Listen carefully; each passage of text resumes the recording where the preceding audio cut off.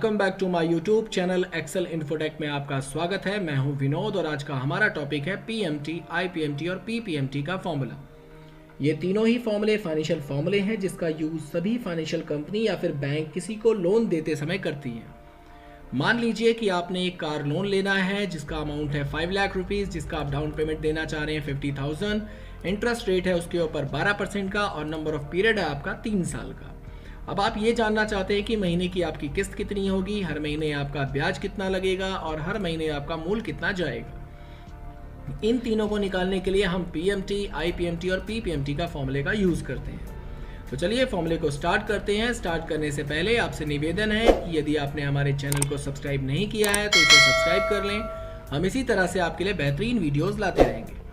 अब आपको करना क्या है कि ईएमआई पे क्लिक करना है, इज इक्वल टू का यूज करना है, यहाँ पर फॉर्मूला यूज करना है पीएमटी का। पीएमटी यूज करने के बाद आप देखेंगे यहाँ पर रेट ऑफ इंटरेस्ट मांग रहा है, तो रेट ऑफ इंटरेस्ट हमारा है 12%, जिसको डिवाइड करेंगे आप 12 से डिवाइड इस वजह से किया जाता है क्योंकि आपका ये जो इंटरेस्ट रेट है वो साल का है, तो यानी कि हमें निकालना है महीने की किस्त। तो इस वजह से हम इसको डिवाइड करेंगे 12 से, जिससे ये जो हमारा जो भी अमाउंट आएगा वो महीने की किस्त में कन्वर्ट हो जाएगा। इसके बाद कॉमा का यूज करेंगे, यहाँ पर है एनपीईआर यानी नंबर ऑफ पीरियड, कितने साल तक आप अपनी ईएमआई देना चाह रहे हैं वो आपको सिलेक्ट करना होगा। तो हमने लेना है 3 यानी 3 साल तक हम इसको देना चाह रहे हैं, जिसको मल्टीप्लाई करेंगे हम लोग 12 से, यानी 12 3 36, 36 किस्तों में हमारा ये कन्वर्ट हो जाएगा। इसके बाद कॉमा का यूज करेंगे। इसके बाद आप लेंगे टोटल अमाउंट जो भी आप लोन ले रहे हैं, जिसमें से आप माइनस कर देंगे डाउन पेमेंट को कि जितना आप पैसा आप दे रहे हैं डाउन पेमेंट के अकॉर्डिंग। ब्रैकेट को करेंगे आप बंद। एंटर प्रेस करने के बाद आप देखेंगे आपका जो अमाउंट है वो है 14,946 रुपये 44 पैसे।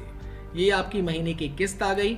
अब हमें ये निकालना है कि हमारी जो महीने में इंटरेस्ट रेट जाएगा वो कितना कितना जाएगा। तो आप ध्यान रखेंगे यहाँ पर जो भी इंटरेस्ट रेट आएगा वो महीने के हिसाब से होता है। हर महीने इंटरेस्ट चेंज होता है और हर महीने आपका प्रिंसिपल अमाउंट यानी महीने का मूल भी चेंज होता है। आरबीआई रूल के हिसाब से बैंक चाहती है कि उसका जो भी अमाउंट है यानी जो भी वो इंटरेस्ट आपसे ले रही है वो 6 से 8 किस्तों में यानी शुरू के 6 से 8 महीने के अंदर ही अंदर वो आपसे 50 to 70% वसूल लेना चाहती है।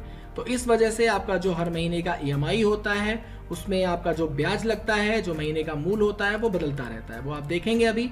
इसको मैं आपको करके दिखाता हूँ। इसके लिए आपको करना क्या है, इज इक्वल टू का यूज करना है, आईपीएमटी का आपको फॉर्मूला यूज करना है। आईपीएमटी का फॉर्मूला लगाने के बाद रेट ऑफ इंटरेस्ट वही